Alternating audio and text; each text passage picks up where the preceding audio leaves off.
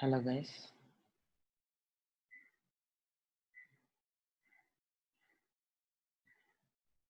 we are dealing with the posterior abdominal wall regionally, right? In the previous class, we have discussed about the muscles of the posterior abdominal wall, and in today's class, we'll deal with the vasculature, and within the vasculature, we are not going to deal with the veins, but the principal artery of the posterior abdominal wall is abdominal aorta. Okay, in this class, we are only dealing with the artery, and that too only the abdominal aorta, right? So this is the abdominal aorta, the dissection of the abdominal aorta. Okay, this is abdominal aorta. These are common iliac arteries and external and internal iliac arteries. They terminate. Okay, so the aorta is a continuation of the thoracic aorta, right?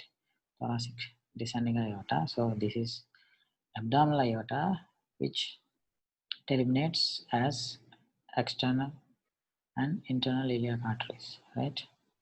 We'll see that in the so this is the aorta, right? The selected structure is aorta, right? If you so that is thoracic artery, right? The descending aorta, right? That is descending aorta, whereas this is abdominal aorta, right? I'll show you. Okay, this is that is thoracic aorta. The selected structure is the thoracic aorta, right? This is aorta, abdominal aorta. This is descending aorta, and this is aortic arch, right? And this is the heart. Okay, so aorta begins at the left ventricle, right?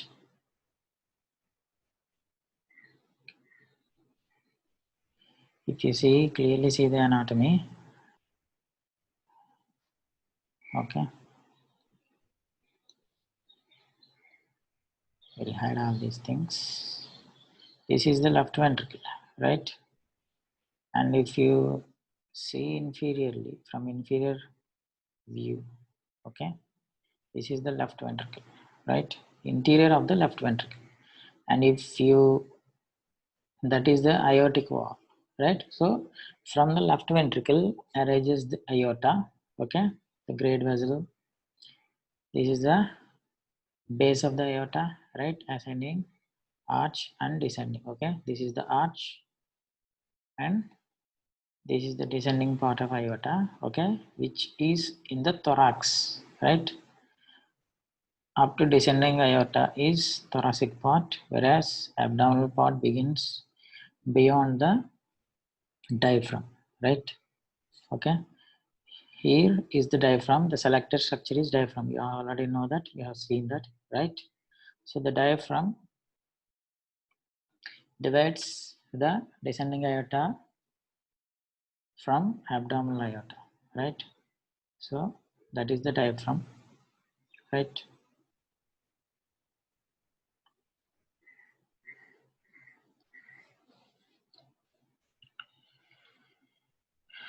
Again, this is aorta. The abdominal aorta begins at the continuation of descending thoracic aorta at the aortic orifice of the diaphragm opposite to the lower border of the T12 vertebra or the intervertebral disc between T12 and L1. So you have to remember the T12, right? So there is aortic orifice of the diaphragm. It descends vertically downward and slightly to the left in front of the vertebral column and terminates in front of the lower part of the L4 vertebra. So from T12 to L4, okay, this is the aorta, extension of aorta, right? To the left of the median plane by dividing into right and left common iliac arteries. So that terminates as the right and left common iliac arteries. If you see, this is the aorta, okay? For your basic understanding, diaphragm. Diaphragm will be deal in detail in the thoracic part, right? Thorax. So the diaphragm is a special, the main part of the diaphragm is the central tendon, which is white in color, right? To this central tendon attaches the muscle fibers from different angles, okay? Okay, all of those are muscle fibers, right? But you have to remember is there is tendinous portions which attaches the diaphragm to the vertebral column so that the diaphragm is fixed, okay? So the diaphragm is fixed. Those are called as crus or crura, right? Crura is plural form. So this is the right crus. You see, this is the right crus, and here is the left crus. Left crus is somewhat smaller than the right crus. Right crus is very broad, right? And the tendinous portion which arches between right crus and left crus is called as median arcuate ligament, right? Okay. And there are another portion. This is medial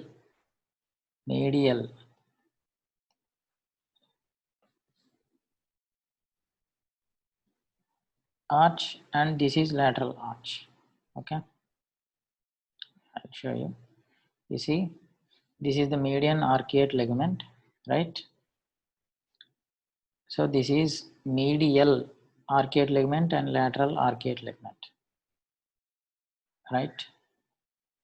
And the spaces through which these vasculature or some other organs passes from thorax to abdomen is called as hiatus, right? Hiatus, right? So the space for aorta is called as aortic hiatus, whereas for esophagus is called as esophageal hiatus, and for inferior vena cava is called as caval hiatus or caval opening. Okay, this is the central tendon, right?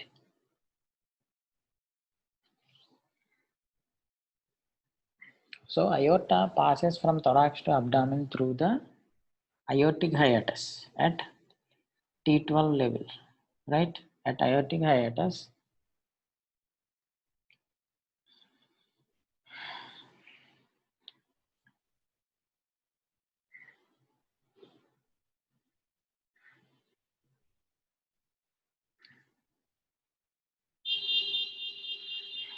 okay.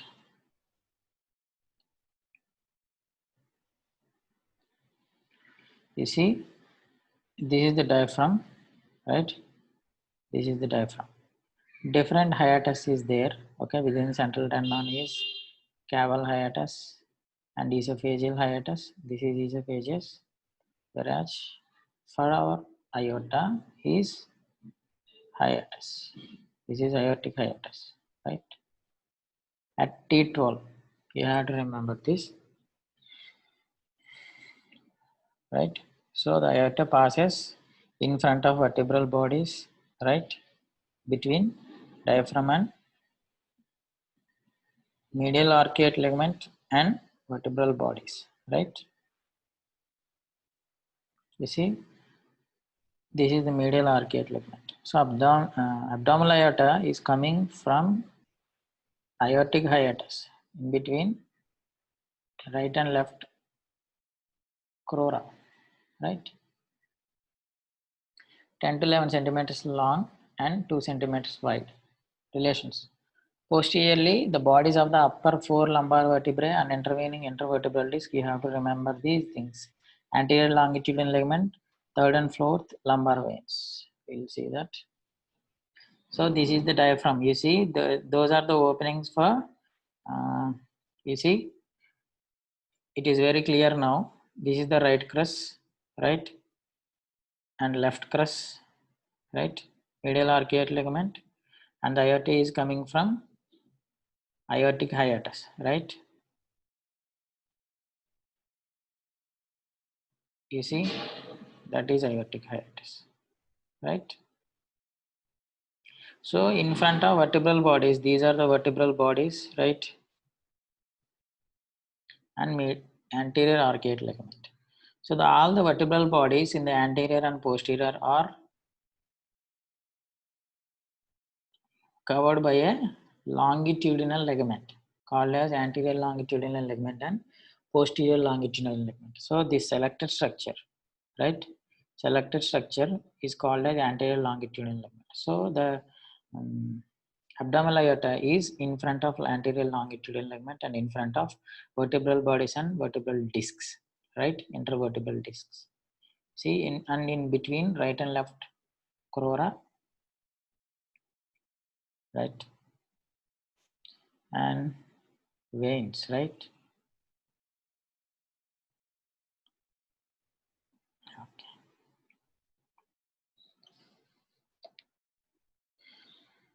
Anteriorly from above downward, the aorta is related to the following structures: pancreas and splenic vein, left renal vein, third part of the duodenum, root of the mesentery, coils of the small intestine separated by parietal peritoneum. Okay, we will see that pancreas and splenic vein first. Okay, you see anteriorly, that means this is the aorta, right? Anterior to the aorta is pancreas. This is the head of the pancreas, this is the body of the pancreas, and this is the tail of pancreas. It is called as pancreas, right? I retain all the structures, related structures, because so that you can have some perspective, develop some perspective, right? And if you see, so the anteriorly there is pancreas, body of the pancreas, and this vein is called as splenic vein, right? Splenic vein. Okay, remember that. You see, so this is more. So anteriorly it has pancreas, splenic vein, right?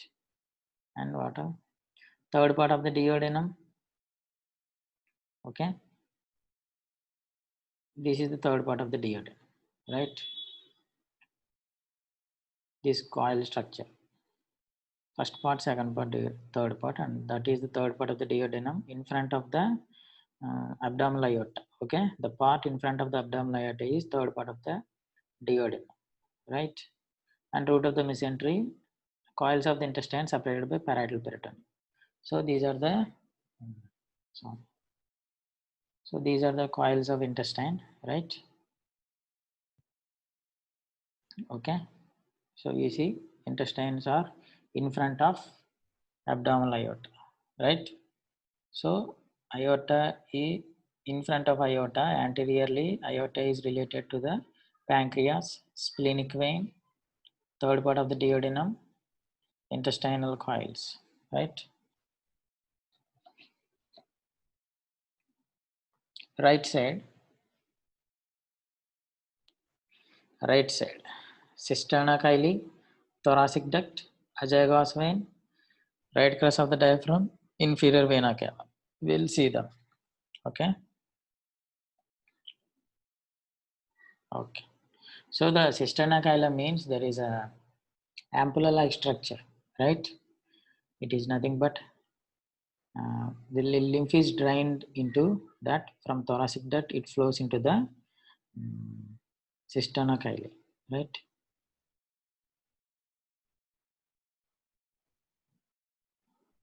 You see the that part is called as cisterna chyli. Okay, that part. Okay, which is the continuation of the thoracic duct. Okay, that is cisterna chyli, right?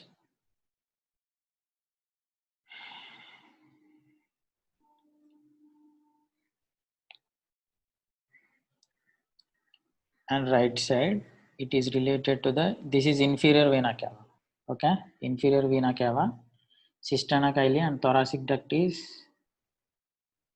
if you remove, okay, now we can clearly see this is the thoracic duct, okay, long, that one lymphatic duct is thoracic duct, whereas this ampulla structure is cisterna chyli, okay. So the aorta is related right side, it has thoracic duct, cisterna chyli, and this is azygos vein, right? The vein is azygos vein and inferior vena cava, and also the um, right crus of the diaphragm, right? And on the left side, left sympathetic trunk and left crus of the diaphragm. Okay, we'll see that. Okay, I will tell you in detail about the nervous system, right? Autonomic nervous system, sympathetic and parasympathetic trunks. Okay, this is the left sympathetic trunk, right? The selected structure, which is, sorry. So this is left sympathetic trunk and also the left side of the diaphragm, okay, crus of the diaphragm. So that is the relationships of anterior abdominal aorta. Posteriorly, it lies on the, you see, anterior longitudinal ligament, right? And vertebral bodies and intervertebral discs. And anteriorly, it has pancreas, at a body of pancreas, splenic vein, right? And a third part of duodenum, right? And to its right, it has inferior vena cava, cisterna chyli, azygos vein, and thoracic duct, and right crus of the diaphragm. To its medial, it has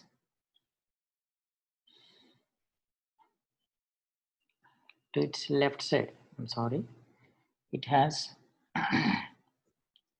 sympathetic trunk and left sympathetic trunk and left crus of the diaphragm. Coming to the branches, right? The abdominal aorta supplies all the abdominal organs and part of the posterior abdominal wall and spinal cord and wall, and also the diaphragm through its branches, right? The branches are described as anterior or ventral, lateral, and dorsal. Okay, anterior and lateral branches are distributed to the viscera. Dorsal branches supply the body wall, vertebral column, and vertebral canal and its contents. Right, the aorta terminates by dividing into right and left common iliac arteries. 3 unpaired ventral branches to the gut. 3 paired lateral branches to the glands, suprarenal, kidneys, and gonads. Paired posterolateral branches to the abdominal. We'll see them. Okay, so this is anterior group or ventral group.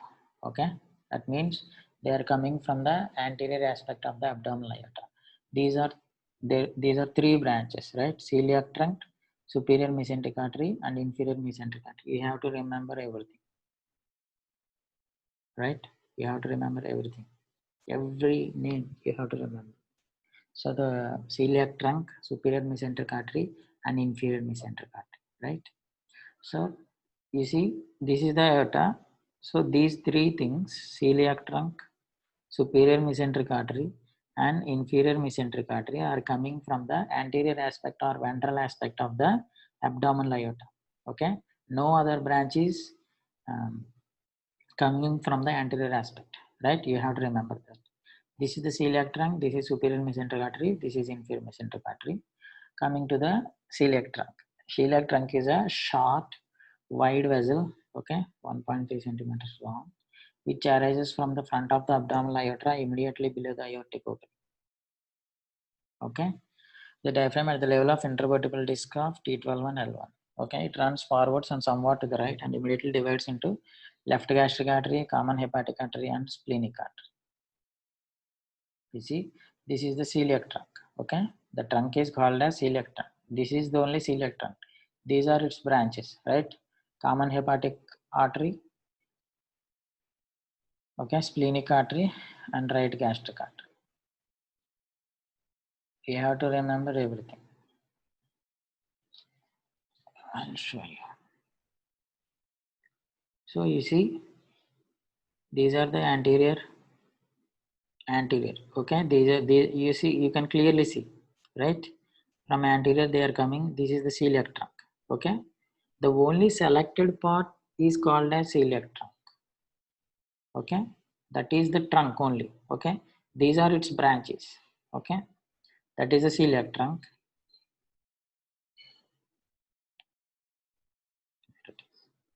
And this is superior mesenteric artery coming from, you see, all the way superior mesenteric artery, and this one is selected structure is inferior mesenteric artery. You see, you can clearly see you'll have perspective, right? So again, the celiac trunk is divided into three branches, right? This is common hepatic artery, right? Sorry, this is left gastric artery, and that is splenic artery. Okay, that is splenic artery. So we'll deal with the celiac trunk in detail. Common hepatic artery, left gastric artery, and splenic artery. Right. Coming to the left gastric artery, okay, it passes upward and to the left to reach the cardiac end of the stomach, where it turns forwards to run downward along the lesser curvature of the stomach. It gives rise to esophageal branch at the cardiac end of the stomach and numerous gastric branches along the lesser curvature of the stomach. We'll see that. Okay, so this one is the left gastric artery, right? You see, this is the left gastric artery, okay, running along the lesser curvature of the stomach, right? See, this is the perspective, left gastric artery, okay. It is giving rise to the esophageal branches and running along the lesser curvature. That is called as lesser curvature, right? Stomach, lesser curvature of the stomach, right? So that is the left gastric of the celiac trunk, okay. And after this, we'll go to the common hepatic artery.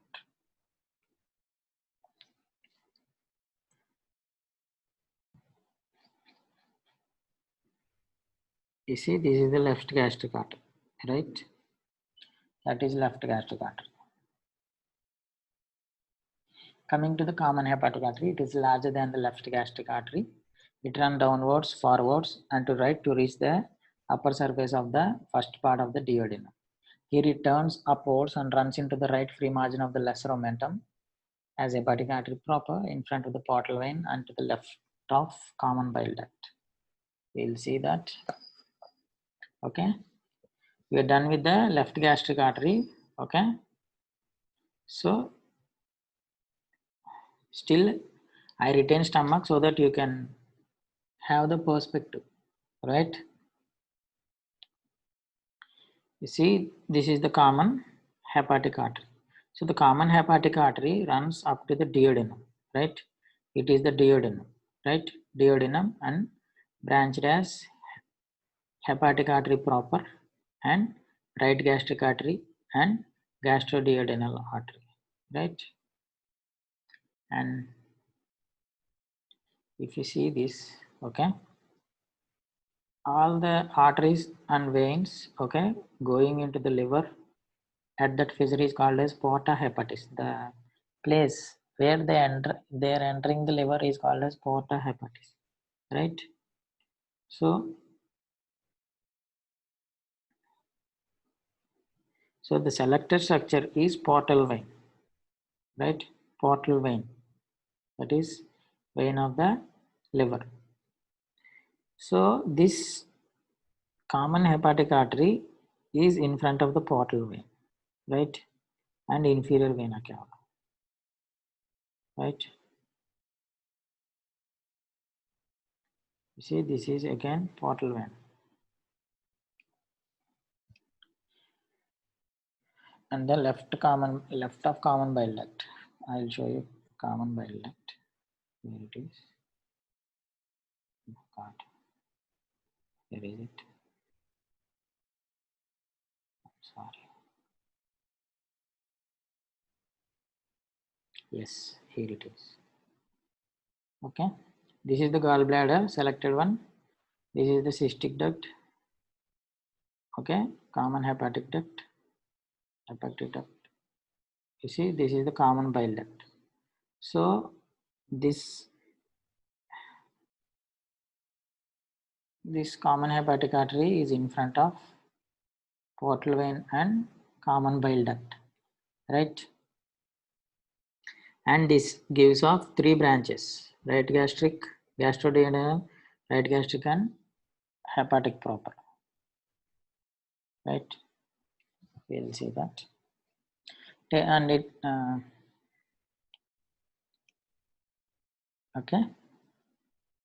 So the common hepatic artery gives rise to the following branches: gastroduodenal artery arises at the upper border of the first part of the duodenum. It runs downwards duodenum and terminates its lower border by dividing into right gastroepiploic and superior pancreaticoduodenal arteries. So we'll see gastroduodenal artery. Okay.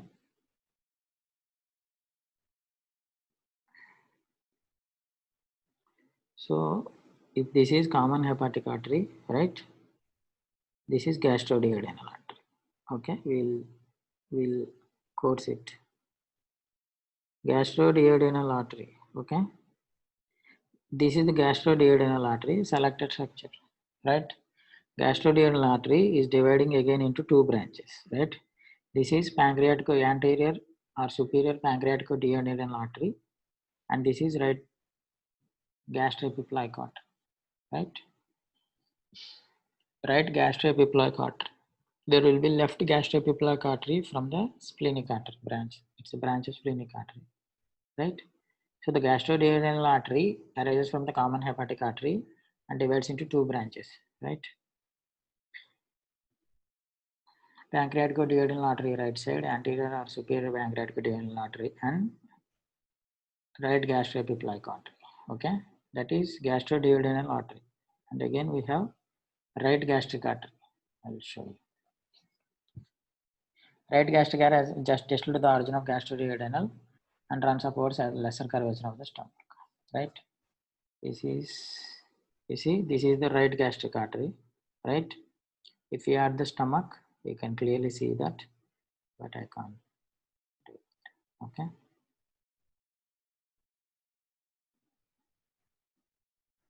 So this is the right gastric artery. Right. Coming to the hepatic artery proper. Okay. So the common hepatic artery divides into three branches: gastroduodenal artery, right gastric artery, and hepatic proper.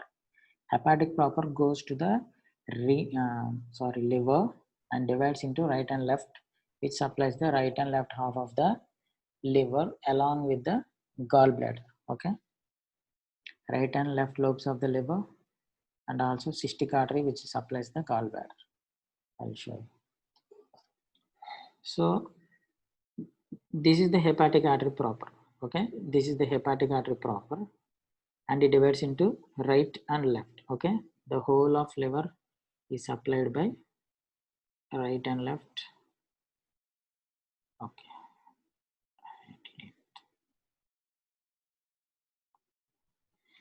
So that is left.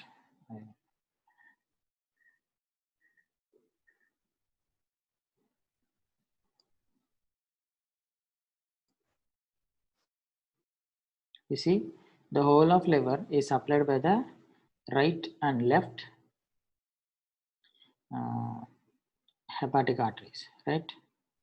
That is the liver. The whole of liver is supplied, right? Okay.